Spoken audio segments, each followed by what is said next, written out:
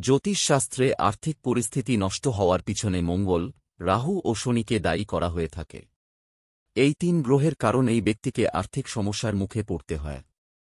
মঙ্গল গ্রহ ঋণের বোঝা বাড়িয়ে দেয়। গ্রহের সেনাপতি মঙ্গলের দুষ্প্রভাব।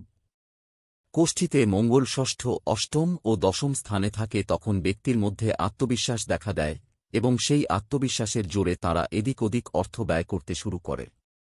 আর্থিক বিষয়ে ব্যক্তি যে সিদ্ধান্ত নেয় তার জন্য তাদের আর্থিক পরিস্থিতিও নষ্ট হতে শুরু করে। আবার ষষ্ঠ স্থানে মঙ্গল উপস্থিত থাকলে ঋণের বোঝা বাড়তে থাকে। রাহু গ্রহ রাহুকে ছায়া ও রহস্যময় গ্রহ মনে করা হয়। কোষ্ঠীতে রাহু শুভ গ্রহের সঙ্গে অবস্থান করলে শুভ ফল প্রদান করে। এর ফলে ব্যক্তি ধন লাভ করে, পাশাপাশি অঢেল সাফল্য আসে তাদের জীবনে। অন্যদিকে অশুভ গ্রহের সঙ্গে রাহু একই কক্ষে বিরাজ করলে ব্যক্তিকে আর্থিক দিক দিয়ে দুর্বল করে তোলে। ঋণের জালে জড়িয়ে পড়ে এমন ব্যক্তি। শনি গ্রহ কোষ্ঠীতে শনি যখনই কোনো কক্ষে বিরাজ করেন সেখানে দীর্ঘ সময়ের জন্য স্থায়ী হন। এর ফলে ব্যক্তিকে শনির আড়াই, সাড়েসাতি ও শনি দোষের মুখে পড়তে হয়। উল্লেখ্য, শনির প্রভাব ব্যক্তির সামাজিক জীবন, আর্থিক পরিস্থিতি, কেরিয়ার, ব্যবসা, আইনি মামলা, বিবাহ ইত্যাদি ক্ষেত্রে প্রবল আকার ধারণ করে। এই উপায়ে দূর হবে আর্থিক সমস্যা। ১. সূর্যকে জলের অর্ঘ্য দিন। ঋণের বোঝা বেশি হলে প্রতিদিন সকাল সূর্যকে জল অর্পণ করুন ও ১০৮ বার ওম নমঃ শিবায় মন্ত্র জপ করুন। এর ফলে সূর্য সাফল্য ও শান্তির আশীর্বাদ প্রদান করেন। পাশাপাশি প্রতি মঙ্গলবার বজরংবলীর মন্দির গিয়ে হনুমান চালিসা পাঠ করুন। এর ফলে আর্থিক সমস্যা দূর হয় এবং জীবনে সুখ ও শান্তির আগমন ঘটে। ২. তিলক করুন। আর্থিক সমস্যা থেকে মুক্তির জন্য প্রতিদিন মাথায় জাফরানের তিলক লাগান। ১ মাসের মধ্যে যে কটা শুক্রবার পড়বে তাতে কুমারী কন্যাদের পায়েস খাওয়ান ও লাল এবং হলুদ রঙের বস্ত্র দিন। তাঁদের দক্ষিণা দিতে ভুলবেন না। এই উপায় করলে বাড়িতে লক্ষ্মীর বাস হয়। ৩. পরিষ্কার পরিচ্ছন্নতা বজায় রাখুন।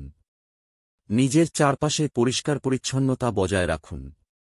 পাশাপাশি স্বচ্ছ পোশাক পরুন।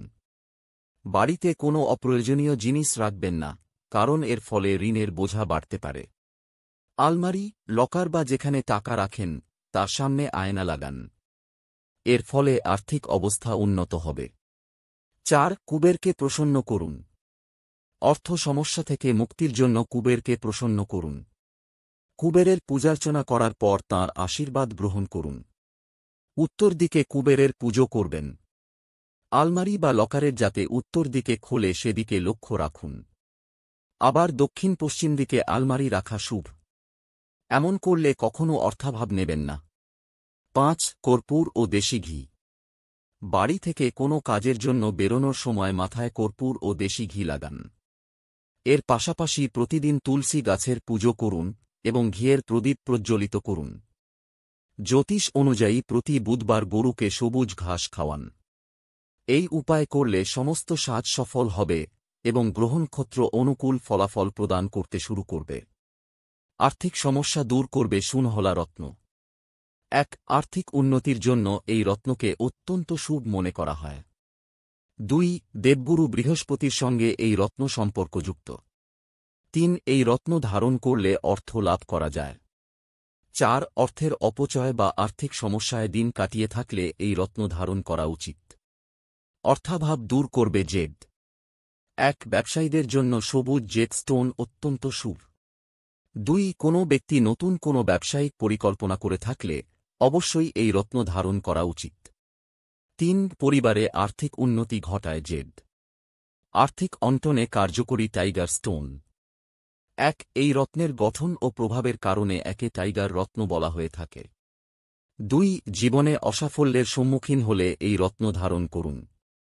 এর ফলে লাভ হবে। ৩. এই রত্ন আর্থিক সমস্যায় দূর তো করবেই, পাশাপাশি আত্মবিশ্বাসও বৃদ্ধি করবে। প্রভাবশালী মাক্ষিক রত্ন।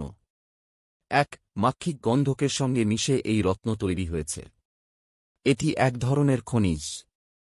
২. তাই এই রত্নকে অধিক প্রভাবশালী মনে করা হয়। ৩. এই রত্নের প্রভাবে ব্যক্তির মস্তিষ্ক তীব্র গতিসম্পন্ন হয়ে পড়ে। 4 এই রত্ন ব্যবহার করলে আত্মবিশ্বাস বৃদ্ধি পায়। সবুজ অ্যাভেঞ্চুরিন।